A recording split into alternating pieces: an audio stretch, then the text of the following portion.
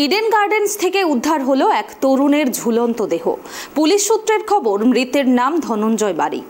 21 বছর বয়সী ওই তরুণ ওড়িশার ভদ্রকের বাসিন্দা। ধনঞ্জয়ের বাবা ও কাকা ক্যাবের গ্রাউন্ড স্টাফ। জানা গিয়েছে, কাজের খোঁজে ওড়িশা থেকে এসেছিলেন ওই তরুণ। বাবা কাকার সঙ্গে ইডেনের স্টাফ কোয়ার্টারে থাকতেন। ইডেনের গ্রাউন্ড স্টাফ হিসেবে কাজ করার ইচ্ছে থাকলেও তা সম্ভব হয়নি, যার কারণে ধনঞ্জয় ডিপ্রেশনে ভুগছিলেন বলে দাবি পরিবারের। গতকাল থেকে নিখোঁজ ছিলেন ওই তরুণ। আজ সকালে ইডেনের কে ব্লক থেকে তার ঝুলন্ত দেহ উদ্ধার করে ময়দান থানার পুলিশ।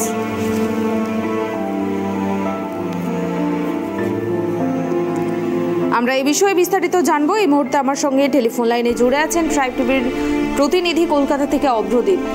অভ্রদীপ, কি করে এই ঘটনাটি ঘটলো এখনো পর্যন্ত কি জানা যাচ্ছে? বিস্তারিত জানাও। দেখো, সোমবার সাত সকালেই ইডেন গার্ডেন্স থেকে উদ্ধার হয়েছে এক যুবকের ঝুলন্ত দেহ।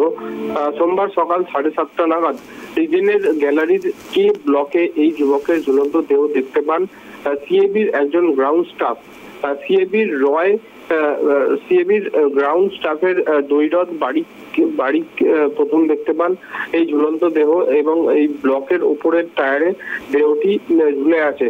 দেখা মাত্রই তিনি সিএবির কর্তৃপক্ষকে সম্পূর্ণ বিষয়টি জানান এবং খবর পেয়েই ঘটনাস্থলে পৌঁছায় ময়দান থানার পুলিশ। পুলিশ সূত্রে যেটা জানা গিয়েছে, মৃত ওই যুবকের নাম ধনঞ্জয় বারিক, বয়স 21 বছর। তার বাবা গণেশ চন্দ্র বারিক সিএবির দীর্ঘদিনের গ্রাউন্ড স্টাফ। মৃত যুবকের বাড়ি উড়িষ্যার ভদ্রকের পলাশিতে। পুলিশ খোঁজ নিয়ে জানতে পেরেছে, কাজের সন্ধানে কলকাতায় আসা মৃত ওই যুবক সম্প্রতি তার বাবা এবং কাকার সঙ্গে ইডেনের স্টাফ কোয়ার্টারে থাকতেন। পুলিশ প্রাথমিক জিজ্ঞাসাবাদে জানতে পেরেছে, তিনি উড়িষ্যা থেকে এসেছিলেন বাবা এবং কাকার সঙ্গে এবং ইডেনের গ্রাউন্ড স্টাফের কোয়ার্টারে থাকতে শুরু করেন। মৃত ওই যুবক গ্রাউন্ড স্টাফের চাকরি খুঁজছিলেন এবং দীর্ঘদিন ধরেই তিনি এই গ্রাউন্ড স্টাফের চাকরির জন্য চেষ্টা করছিলেন।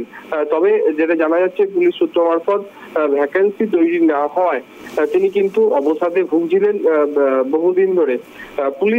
পুলিশকে তার পরিবার জানিয়েছে, রবিবার থেকেই ওই যুবক মিসিং ছিল, অর্থাৎ নিখোঁজ ছিল। পরিবারের তরফ থেকে কিন্তু ময়দান থানায় মিসিং ডায়েরিও করা হয়েছিল। তারপরেই সোমবার সকালে ইডেনের কে ব্লকের আপার টায়ারে তার ঝুলন্ত দেহ উদ্ধার হয়। পরিবার সূত্রে যেটা জানা যাচ্ছে, মৃত ওই যুবক কাজ না পাওয়ার ফলেই কিন্তু মানসিক অবসাদে ভুগছিলেন বেশ কয়েকদিন ধরে। ইতিমধ্যে কিন্তু ময়না তদন্তের জন্য দেহটিকে পাঠানো হচ্ছে হাসপাতালে। কি কারণে এবং কখন ওই যুবকটি কে ব্লকের গ্যালারিতে গিয়েছিলেন, তার সঙ্গে অন্য কেউ গিয়েছিলেন কিনা, তাও কিন্তু খতিয়ে দেখছে পুলিশ। এই ঘটনায় কিন্তু চাঞ্চল্য ছড়িয়েছে ইডেন গার্ডেন্সে, যেটা আমরা সিএবি সূত্র মারফত জানতে পারছি।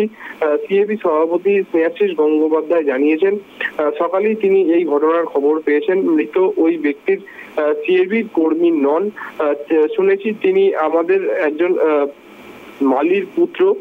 পুলিশ এসেছে, কি কারণে এই ঘটনা ঘটলো তার তদন্ত শুরু করেছে পুলিশ। অর্থাৎ এই বক্তব্য হচ্ছে সিএবি প্রেসিডেন্ট স্নেহাশিস গঙ্গোপাধ্যায়ের, যেটা আমরা সিএবি সূত্র মারফত জানতে পারছি।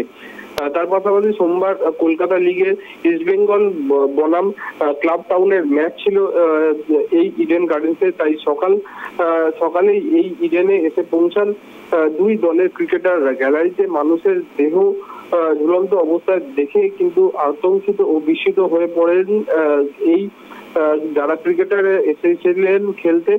ওই সময় ইডেন গার্ডেন্সের টাউন ক্লাবের কর্তা তথা সিএবির যুগ্ম সচিব দেবব্রত দাসও কিন্তু মাঠে উপস্থিত ছিলেন এবং তিনি যাবতীয় ব্যবস্থা গ্রহণ করেন। দেবব্রত দাস জানিয়েছেন, যেটা আমরা সিএবি সূত্র মারফত জানতে পারছি, খবরটা দুঃখজনক, আকস্মিক এবং ইডেনে এমন ঘটনা ঘটবে তা কখনো কল্পনাই করা যায় না।